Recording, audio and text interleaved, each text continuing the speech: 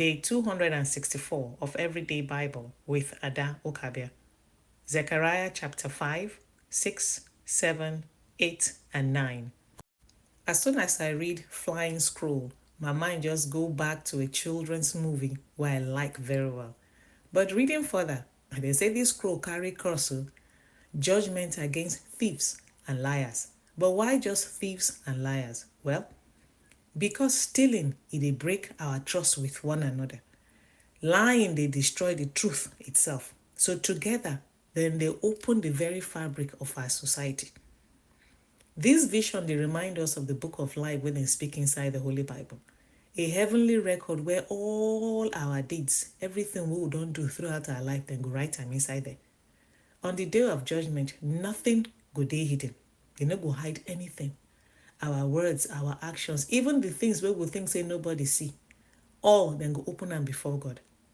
The flying scroll, they warn us that God's standard no be just about religion, now about how we live our life every day, in honesty, in integrity, in respect for others.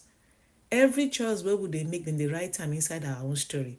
The question here be say, when they open your book, waiting then go talk about you. Learn to live your life in truth today so that when they open your story to read, it will reflect a life where they honor God. When we can't go to that strange vision about a woman with the inside basket, that woman itself, they represent wickedness, that's sin. The heavy lid they cover how they use to cover, and they represent the fact that sin can be contained and removed from the people of God. God not they just warn us about sin.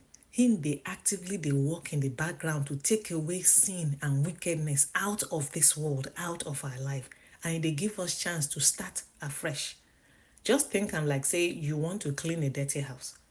Not be just to carry the dirty, sweep under the bed. No, you go like to sweep everything completely, come out from that house. No be the intention of God to disgrace us and to shame us because of our sin. Instead, he wants to give us that opportunity so that he go lift that sin off us and he go carry them far away from us so that we go live a life of freedom. When we can't look at the crown where them place on the high priest, Joshua, this one not be just about Joshua himself. Now a picture where they point forward to something that is going to happen. That crown, they symbolize not only leadership, but also God's plan to bring together the role of a priest and a king in one person. Joshua wear that title, wear that crown for just a short time, but now prophecy of Jesus Christ. Him will go perfectly combine both roles, priest and king. As priest, Jesus will bring forgiveness. As king, he will lead us with authority and love. Today, we no need to separate our spiritual life from our daily life. Jesus, they rule over every part of our life. That crown, they remind us, say him, they reign in our hearts, our decisions, and our relationships.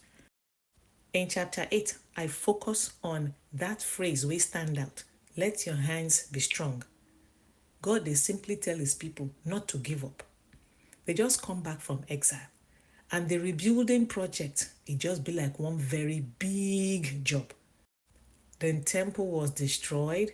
The city walls, they don't break them. Even the faith of the people, they shaken.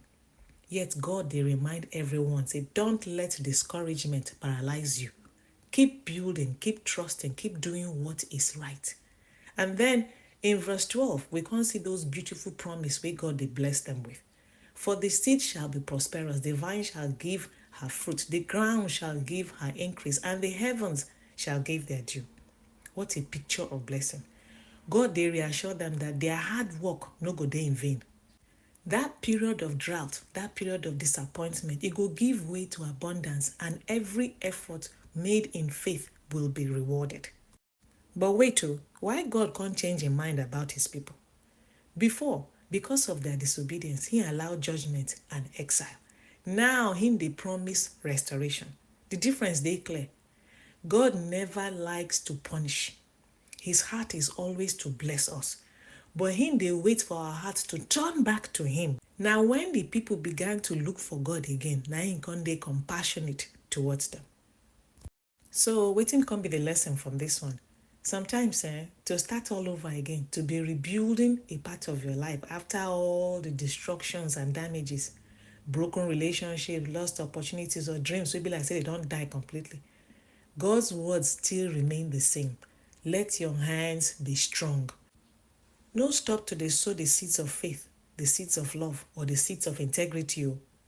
This same God we'll read about in today's reading will create restoration for his people. He will also cause the vine in our life to bear fruit again.